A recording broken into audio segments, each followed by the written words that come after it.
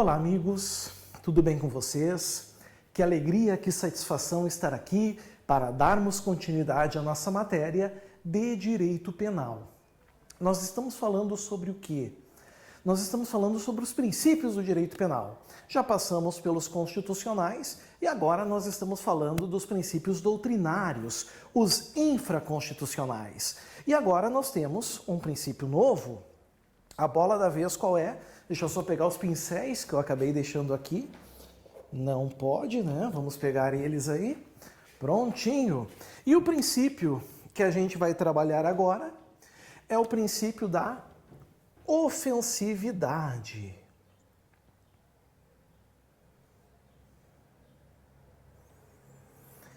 Esse princípio é importante? Assim como todos os princípios, claro, eles são importantes. Todavia, pessoal, a ofensividade, ele tem uma característica importante, principalmente para a teoria do crime, para a teoria do delito. Talvez na tua prova não venha a expressão ofensividade, talvez não, mas talvez venha a expressão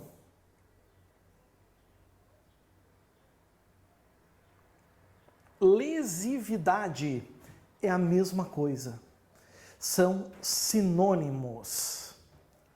Certo? São sinônimos. Na tua prova pode vir ofensividade ou na tua prova pode vir lesividade.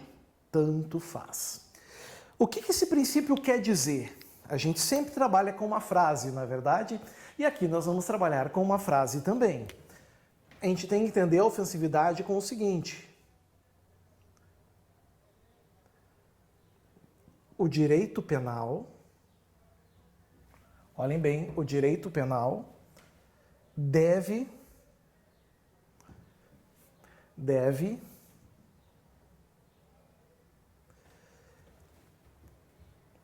como é que eu posso botar aqui? Deve castigar fatos que ao menos, olhem essa expressão,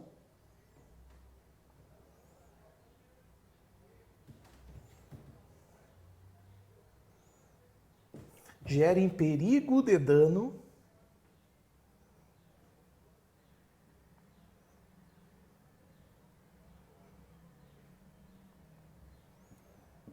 ao bem jurídico. Ao menos perigo de dano ao bem jurídico. O que isso quer dizer, pessoal? Isso quer dizer o seguinte. Primeira coisa, nós temos que saber o que é bem jurídico. Começa por aí. Afinal de contas, bem jurídico, o que é? Bem jurídico é tudo aquilo que o Estado protege, que o Estado tutela para nós. Por exemplo, vida é um bem jurídico? Claro, porque o Estado protege para nós.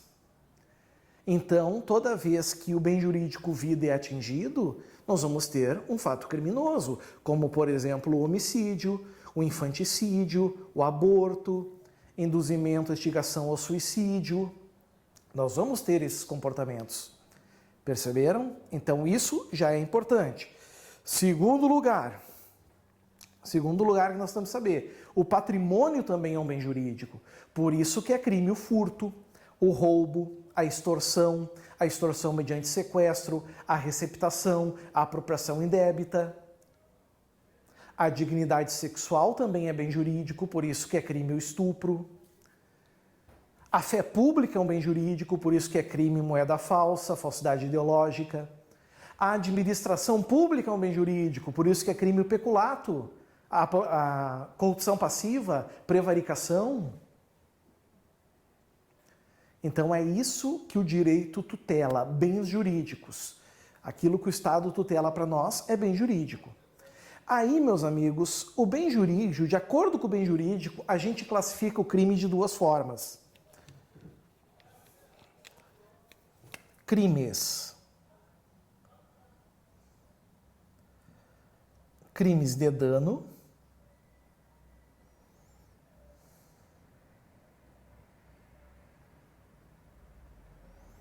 e crimes de perigo, certo?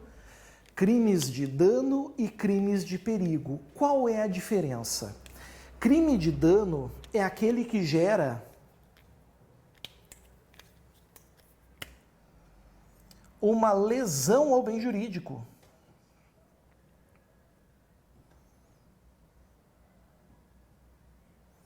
E aí chove exemplos, né? Um exemplo é o homicídio, outro é o furto, outro é o furto qualificado por arrombamento, outro é a lesão corporal. Isso gera lesão ao bem jurídico. Homicídio culposo na direção de veículo automotor, o estupro. Então nós temos vários. Todavia, o que é crime de perigo? É aquele que, embora não gere a lesão ao bem jurídico, coloca, ao menos, o risco de lesão.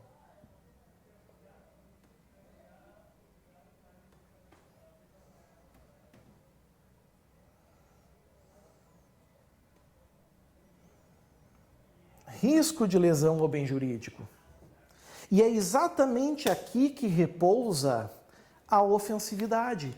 Por quê? Raciocinem comigo. Entre dano e perigo, entre lesão e risco de lesão, o que é menos grave? É o risco de lesão. Então, para que exista um crime, para que o direito penal tutele, é preciso que esse comportamento, pelo menos, no mínimo, gere um risco de lesão ao bem jurídico. Por exemplo, eu tento dar uma facada numa pessoa e ela desvia e eu erro. Isso aí, amigos, é um crime de homicídio tentado. É uma tentativa de homicídio. Eu iniciei a execução e não consumou por circunstâncias alheias à minha vontade. A vítima desviou. Mas a gente chama isso de uma tentativa branca. Por que tentativa branca ou incruenta? Porque não houve sangue. A vítima não foi atingida. Então eu posso dizer que essa tentativa de homicídio não é um crime de dano, mas é um crime de perigo. É um crime de perigo. O que isso quer dizer, pessoal? Crime de perigo. Que pelo menos risco à vida existiu. Perceberam isso? Então, cuidado, pessoal, em relação a esse ponto. No Código de Trânsito brasileiro, por exemplo, nós temos 2 crimes de dano, que é o homicídio culposo na direção de veículo automotor e a lesão corporal culposa na direção de veículo automotor. Os outros crimes, direção perigosa, embriaguez ao volante, né, o racha, todos os outros são crimes de perigo, porque eles colocam em risco o bem jurídico. Existem alguns crimes que são chamados crimes de perigo concreto, que é preciso provar que algumas pessoas foram colocadas em risco. E existem alguns crimes que são chamados de perigo abstrato, ou seja, presume-se que alguém foi colocado em risco. O que isso quer dizer? Isso quer dizer que comportamentos que não geram lesão ao bem jurídico, logo não podem ser crimes de dano, e não colocam em risco o bem jurídico, ou seja, não são crimes de perigo, não pode haver preocupação por parte do direito penal. O exemplo que eu adoro usar e vocês já estão acostumados, né? Jogar o pincel para cima. Isso gera lesão ao bem jurídico? Não. Então não é um crime de dano. Tem mais uma chance para ser crime. Vamos ver. Jogar o pincel para cima caracteriza um perigo, um risco ao bem jurídico de alguém? Não. Então também não é crime de perigo, logo o direito penal não tem que se preocupar com essa conduta. Dessa maneira, o que eu posso dizer? Que nós temos mais um princípio, que é o que, pessoal? Um delimitador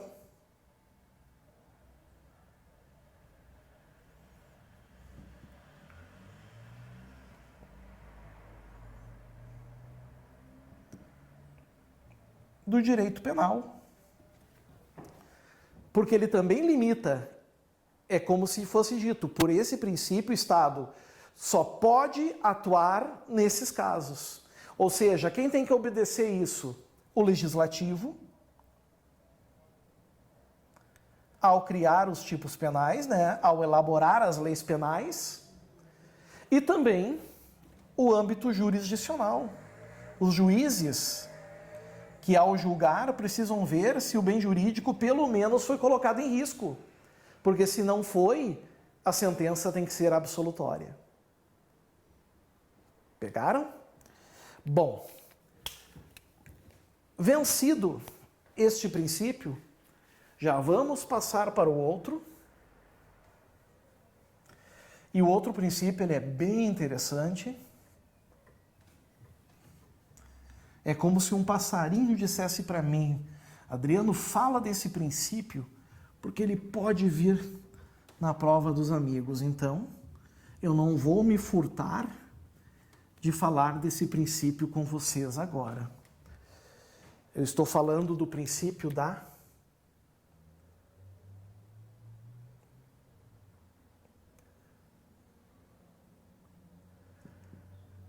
taxatividade. Pois é, esse princípio sim, esse não tem sinônimo. Taxatividade não tem sinônimo. Só ver como é que eu estou de bateria, isso é importante, tá de boa. Taxatividade. O que quer dizer taxatividade, pessoal? Eu vou botar aqui no quadro, vocês vão vir junto comigo. Diz assim, ó. O caso concreto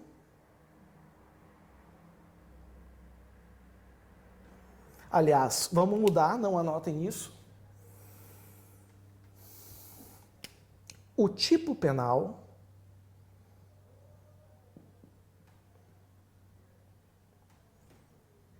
precisa descrever comportamentos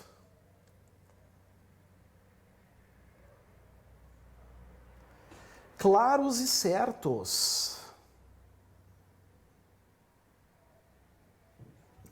de modo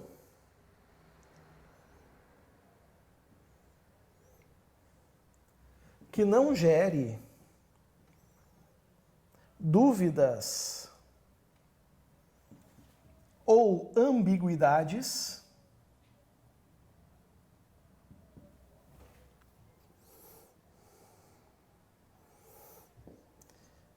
que prejudiquem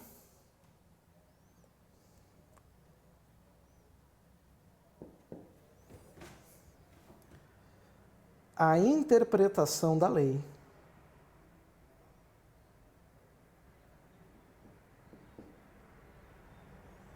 Senhores, presume-se que toda a sociedade conheça as leis brasileiras. Não se exige que as sociedades de forma verdadeira conheçam, porque nós temos, na verdade, um universo de leis penais, civis. É impossível que alguma pessoa conheça todas as leis no Brasil.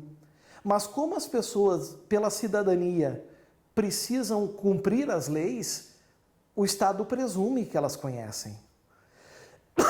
Desculpem. Agora, existe um detalhe aqui. E esse detalhe é muito importante.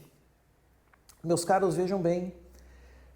Como essas leis são feitas para a sociedade, a gente tem que se situar num indivíduo chamado homem médio, que é o homem prudente de discernimento.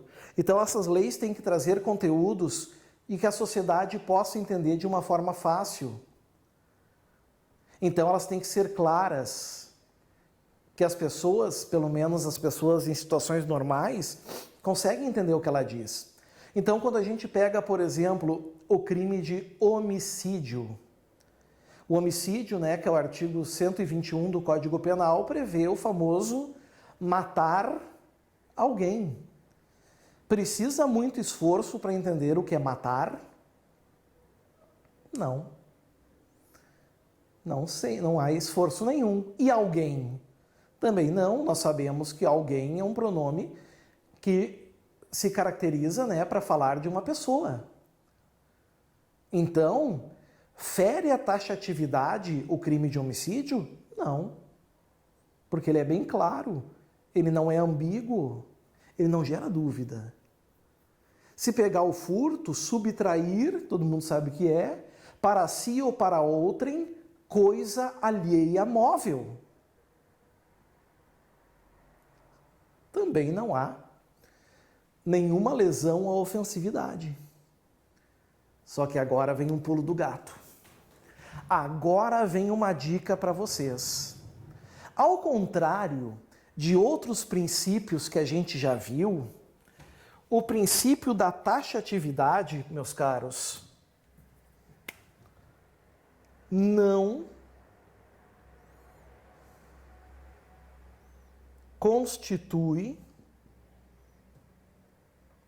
uma excludente. Não constitui uma excludente. O que eu estou querendo dizer com isso? Com não constituir uma excludente quer dizer que o fato continua sendo crime. Então, não obedecer à taxatividade, na verdade, é um picolé de chuchu. Não serve para nada. Apenas para criticar a forma com que o legislador criou a lei, né? Criou muito mal feita. Certo? Nós temos, então, infelizmente, dispositivos legais que ferem a taxatividade. Por exemplo, na lei dos crimes ambientais, nós temos o crime de maus tratos aos animais, onde diz lá, praticar maus tratos aos animais. Tudo bem, mas até o que é maus tratos? Até que momento não é maus tratos e até que momento passa a ser? Por exemplo, animais carregando uma quantidade de carga. Até quanto é o peso que não é maus tratos e até que momento passa a ser? Quem vai ter que resolver isso é o juiz no caso concreto, porque o legislador que deveria ter se preocupado não se preocupou. O legislador que deveria ter dado conta disso não se deu conta. Ele deveria ter dado conta dessa situação e não deu. Certo? Cuidado em relação a isso também, que versa então sobre a taxatividade. Vencido mais um princípio, tranquilinho, barbada. Pegamos uma fase de princípios agora bem diretos, né, pessoal? Com um recado curto e grosso. Nós teremos mais alguns assim, depois a gente volta para princípios um pouco mais complexos, que é a parte final desse nosso tema. Dando sequência, dando continuidade,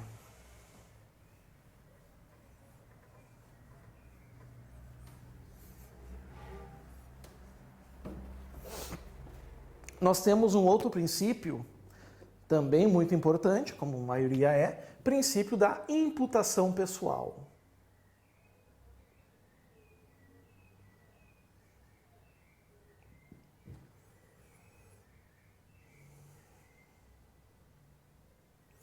Princípio da imputação pessoal. Bom, o que esse princípio quer dizer? Ele é oriundo, meus amigos, de um brocardo latino. Também não tem sinônimo para o nome. Ele é oriundo de um brocardo latino. Que brocardo latino é esse? É esse aqui, ó.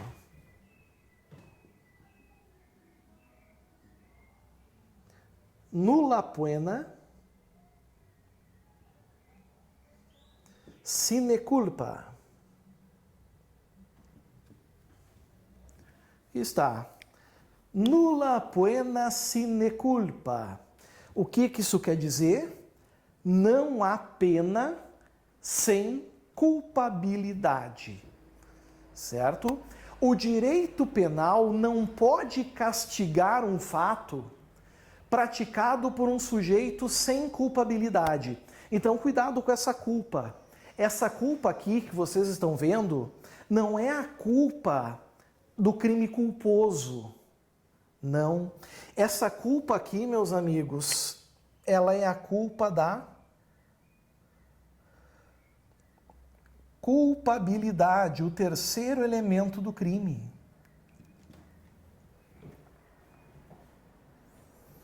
Certo? O terceiro elemento do crime, a culpabilidade. Então, qual é a regra? Não há pena sem culpabilidade.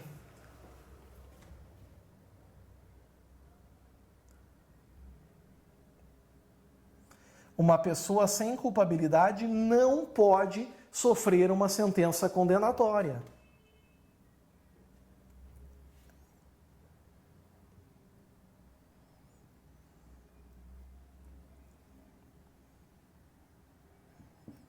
Aqui está. Não há pena sem culpabilidade. Certo? Se chegar num caso concreto, alguém vai perguntar, professor, é correto dizer não há crime sem culpabilidade? Isso é um problema. Para o conceito tripartido, quem defende o conceito tripartido, não há crime sem culpabilidade, isso é verdade, porque falta o terceiro elemento, logo não tem crime. Mas quem adota o conceito bipartido, entende que para ser crime basta um fato típico e ilícito. Culpabilidade é um pressuposto da pena. Aí, nesse caso, nós teríamos um crime, só que não poderia aplicar uma pena. Aquele sujeito seria isento de pena. Bom, e aí teria que ser absolvido. Quais são os elementos da culpabilidade? Ao todo são 3.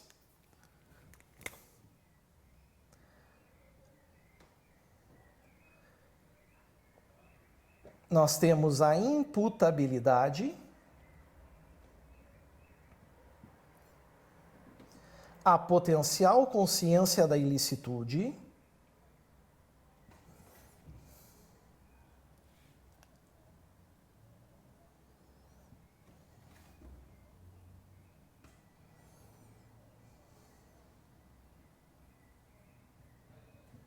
e nós temos também a exigibilidade de conduta diversa.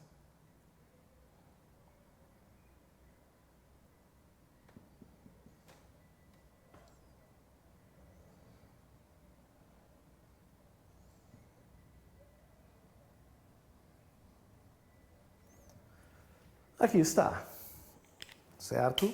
Nós não precisamos nos aprofundar nesses elementos. Por quê? Porque nesse momento, pessoal, o foco são para os 2 primeiros elementos do crime, que é o fato típico, ou a tipicidade, e a ilicitude. Mas, por exemplo, um inimputável, que é aquele indivíduo com uma doença mental, um desenvolvimento mental incompleto ou retardado, esse indivíduo, ele é inimputável. Ele não pode ser condenado criminalmente. Por quê? Porque ele não tem imputabilidade. Se ele não tem imputabilidade, ele não tem o quê? Ele não tem culpabilidade. Perceberam? Ele não tem culpabilidade. E se não tem culpabilidade, ele não pode ter uma pena. Nulla pena sine culpa. Aqui está. É por isso, amigos, por exemplo, que os menores de 18 anos são inimputáveis e eles não cometem crime. Eles cometem ato infracional. Eles não sofrem uma pena. Eles recebem medida socioeducativa. O doente mental, ele não recebe uma pena. Ele recebe uma medida de segurança em nome do princípio da imputação pessoal. Se deram conta disso? Então fica o cuidado e a importância também no que diz respeito a esse princípio. Dando sequência,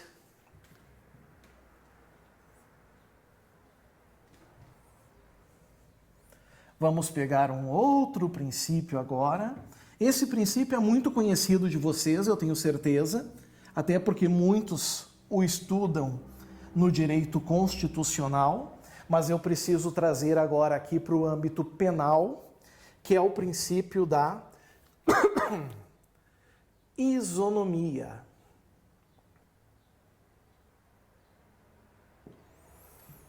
Princípio da isonomia. Alguns também, meus amigos, falam desse princípio como sendo o princípio da igualdade. Não está errado. Agora nós temos um sinônimo, igualdade. Só que é preciso lembrar algumas coisinhas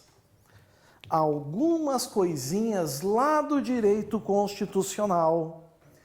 É importante lembrar, amigos, que isonomia ele é sinônimo de uma igualdade, mas de qualquer igualdade, não.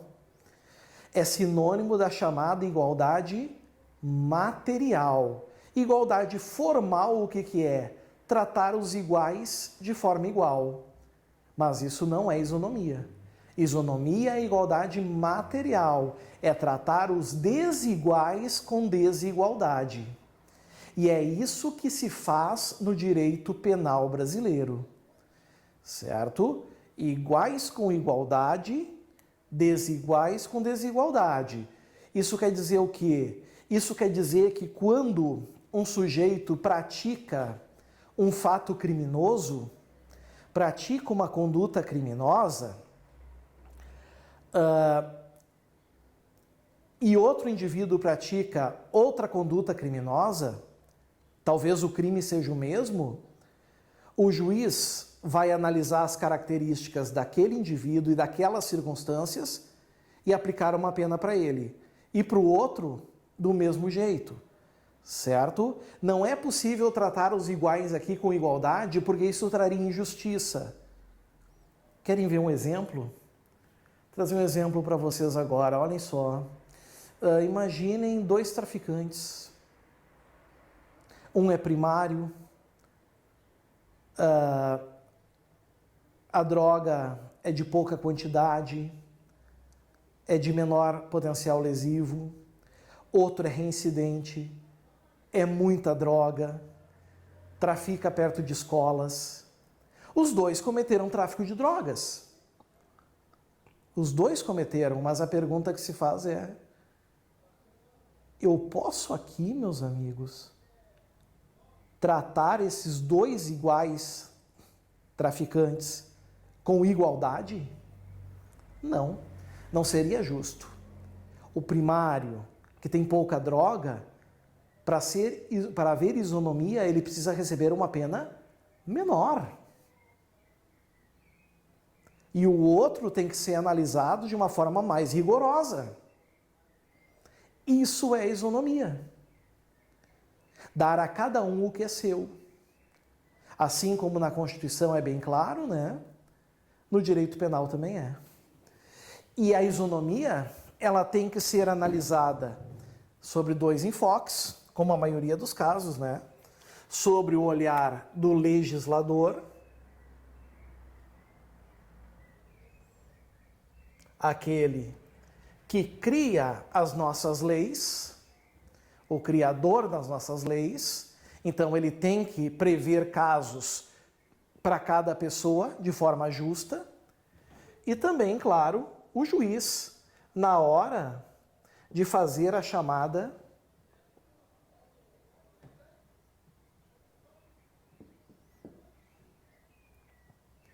dosimetria da pena. Ou seja, por traficante mais perigoso, pena maior. Certinho? Olha que legal. 1, 2, 3, 4 princípios a gente assistiu nessa aula. Temos mais alguns ainda para analisar.